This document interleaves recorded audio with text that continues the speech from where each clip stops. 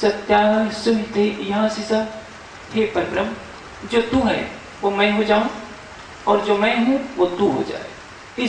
ये मंत्र मुझे बहुत प्यारा है और मैं बार बार अनेक चर्चाओं में इसको उल्लेख कर दिया करता हूं। जो तू है वो मैं हो जाऊं, जो मैं हूं वो तू हो जाए। हम सुंदर साथ जरूर मार्फत की वाणी पढ़ते हैं, कहते हैं, गाते हैं, लेकिन क्या हमारे पास साहस है ये कहने का कि राज्य आप सखी बन जाओ और मैं राज्य बन जाऊं, आप नीचे बैठ जाओ मैं आपके सिंहासन में बैठ जाऊं। हमारी माया की बुद्धि नहीं कहने देगी, लेकिन प्रेम में सब कुछ संभव है। तभी तो जो नहीं होना चाहिए वो अक्षरातीत करते हैं। हम समझते हैं कि हम राज्य श्यामा जी की अर्धांगिनी हैं, राज्य को श्यामा जी को हम रिझाते हैं, लेकिन ये पता नहीं कि राज्य हमारे ही सेवक बनकर हमारे एक इशारे पर दौड़ लगाते हैं। सखियों का इशारा हो, जरा सी बात पर परिक्रमा में वर्णन है, करोड़ों सखियां दौड़ने के लिए, करोड़ों खुशहालियां बांदियां सेवा में तत्पर, पुतलियां सेवा कर रही हैं। पुतलियां कौन है? वो पुतलियां नहीं है, वो राज्य ही पुतली बने हुए हैं, वो राज्य ही बंदर बने हुए हैं।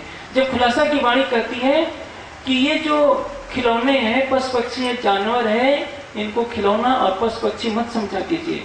पुखराज पहाड़ के रूप में कौन दृष्टिगोचर हो रहा है? राज्य। बंदरों के रूप में जब अक्षरातीत तीसरी भूमि की पड़साल पर खड़े होते हैं तो केवल सखियां ही दीदार नहीं करती हैं, यमुना जी का जल भी उठाने लेने लगता है राज्य के दीदार के लिए। वहां की धरती इश्क करती है। जब चौथी भूमि में नृत्य होता है, पूरा परम धाम का जर्रा जर्रा नाच उठता है। जब लंदन में कोई कार्यक्रम हो और टीवी से पूरी दुनिया देख सकती है, तो परम धाम की लीला के चौथी भूमि की एक छोटी सी हवेली में केंद्रित हो जाए और बाहर ना निकले तो वहदत कलंकित हो जाएगा। परम धाम का जर्रा जर्रा उस लीला के आनंद में डूबा हुआ है। कौन नौरंगबाई के रूप में कौन नाच करके नृत्य की लीला करके कौन खुश कर रहा है? राज्य ही तो नौरंगबाई है, राज्य ही इंद्रावती है, राज्य ही अमलावती है। एक अक्षरातीत ही खुद लीला कर रहा है। इसको कहते हैं सो लीला अद्वैत। यदि हम इस दुनिया के हिसाब से सोचेंगे तो वो ब्रह्मधाम क्या, जहाँ ऊंच नीच की दीवारें खड़ी हो, एक राजा की तरह सिंहासन पर बैठा है, उसकी कुछ अर्धांगिनियां बैठी हैं, उस अर्धांगिनियों की कुछ सेविकाएं बैठी हैं, कुछ जानवर बैठे हैं, ये कोई परम धाम नहीं हुआ।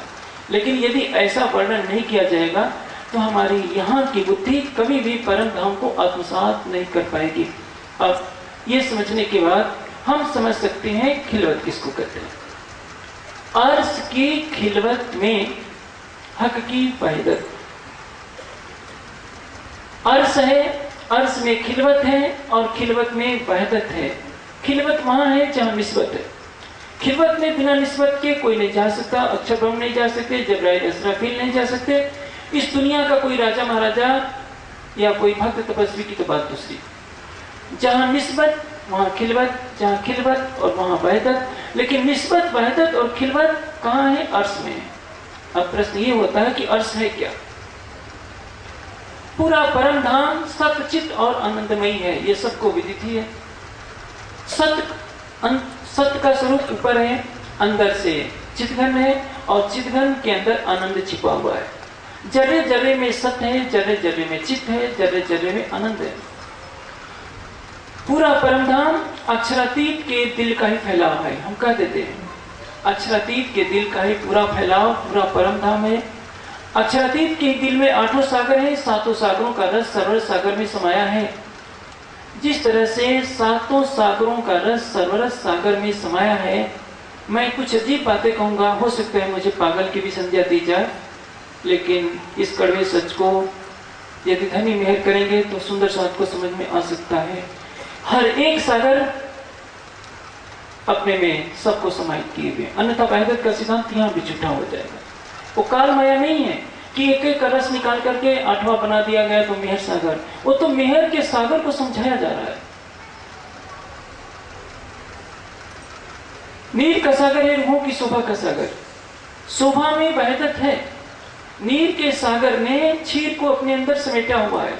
ये बात ठीक है। सखियों का स्वरूप है वहदत का सागर, हम कह देते हैं। लेकिन मैं पूछना चाहता हूं कि क्या वहदत में महालक्ष्मी नहीं, वहदत में श्यामा जी नहीं, वहदत में खूब खुशहालियां नहीं? परम धाम का जर्रा जर्रा वहदत के अंदर है।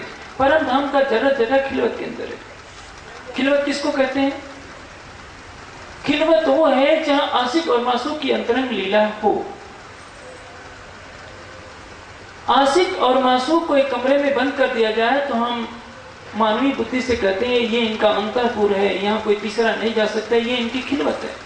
लेकिन ये तो देखिए, पूरा परम धाम ही राज्य का दिल है, इसलिए पूरा परम धाम ही खिलवत है। लेकिन जब हमें प्रारंभिक कक्षा में पढ़ाया जाएगा तो यही कहा जाएगा मूल मिलावा ही खिलवत है, क्योंकि इस समय सब सुंदर साथ सहित युगल स्वरूप मूल मिलावे में बैठे हैं। बहुत होगा तो कहेंगे पांचवी भूम खिलवत है। ये सारी हकीकत की बातें हैं।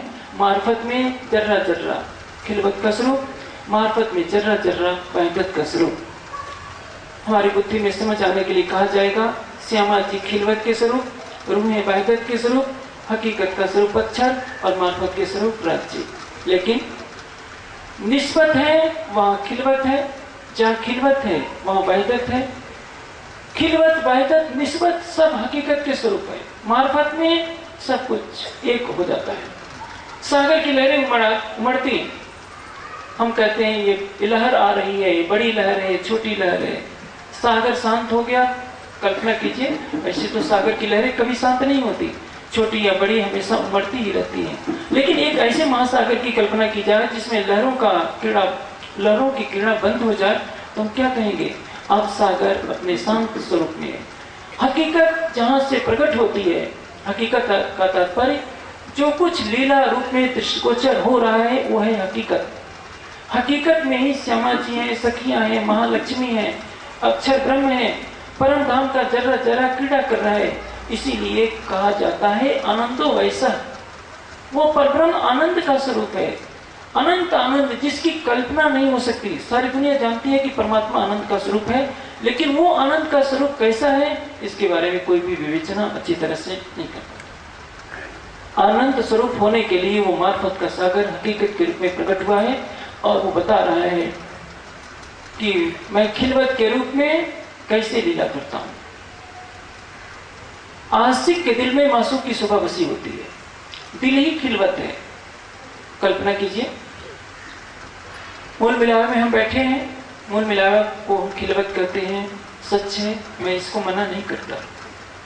लेकिन रूहों की नजर तो खेल में आई हुई है, बैठे हैं खिलवत में, लेकिन खिलवत में आनंद नहीं। इस समय खिलवत में इसमें लीला नहीं चल रही है, क्योंकि नजर जब यहाँ है, जब तक रूह की नजर अपनी परात्म में लौटेगी नहीं, वो परात्म की नजर अक्षरातीत की नजर से मिलेगी नहीं, तब तक खिलवत की व्याख्या कैसे होगी? हम इस खेल में आए हैं, सबके अंदर अलग अलग भावनाएं हैं, अलग अलग खानदान में, अलग अलग रूपों में, अलग अलग तनों में, अलग अलग प्रांतों में, जातियों में परम धाम की आत्माएं इस नश्वर जगत को देख रही हैं। तो क्या यहाँ वहदत की लीला हो रही है? यदि हमारा दिल अर्श बन जाता है तो वहदत की लज्जत यहाँ मिल सकती है, खिलवत की लज्जत मिल सकती है और निस्बत की भी लज्जत यहाँ मिल सकती है। लेकिन परम धाम के जिस वहदत खिलवत की बात यहाँ चल रही है, महामिति जी कह रहे हैं अर्श की खिलवत में हक की वहदत। खिलवत में वहदत है, इसका तात्पर्य क्या है? खिलवत में वहदत होने का तात्पर्य क्या? अक्षरातीत का दिल जो इश्क का सागर है, इश्क के सागर का जो रस है वो है आनंद, और आनंद स्वरूप श्यामा जी को हम मानते हैं। लेकिन उस अक्षरातीत अपने दिल के आनंद के साथ जो लीला कर रहे हैं, उस दिल के आनंद की लहरें ही सखियां हैं, और उनका भी प्राण फुफुसालियां हैं, उनके प्राण पशु पक्षी हैं, सभी